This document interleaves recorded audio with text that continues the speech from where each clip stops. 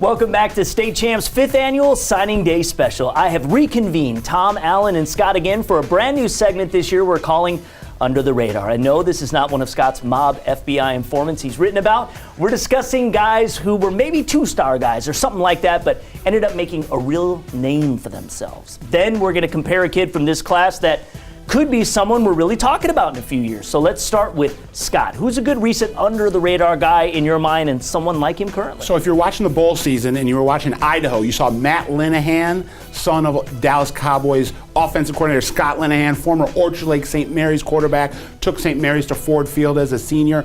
He's one of these kids that was a slow burn on his recruiting, didn't start at all until his senior year, and really blew up his senior year under center for George Port. And the comparison I make to this year's class is Johnny Tracy over at Walled Lake Western, threw for over 2,000 yards in his first real time. He played a little bit, some spot duty as a starter for Brother Rice last year, moved over to Walled Lake Western and just exploded. Undefeated regular season with the exception of a forfeit, and just, picking apart defenses. But I project this kid, he's going to Princeton. I think Johnny Tracy can go into the Ivy League and really make a mark for himself. All right, Alan, this is an interesting topic, right?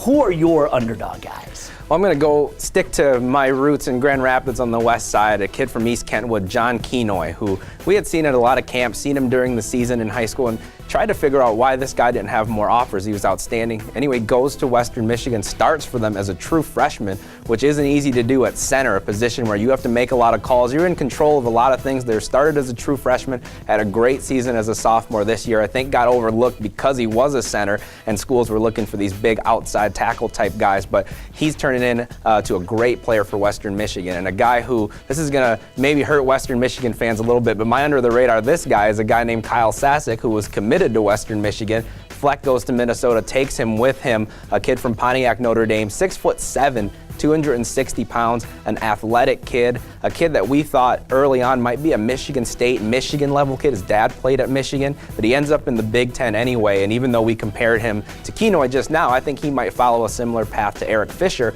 a kid who was kind of a tall, leaner kid coming out of high school, develops into an NFL left tackle. Kyle Faksic has that type of ability, and I think he's going to do really well up there at Minnesota.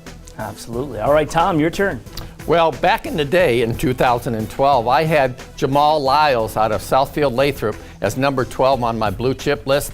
He played quarterback his senior year just because he was forced to, but he was a linebacker, tight end type, went to Michigan State, blew up, 260 pounds, was playing both ways for the Spartans, really came on in college away from what he was doing in high school. And another kid, Scott Nelson, for this year going to Wisconsin out of UAD Jesuit.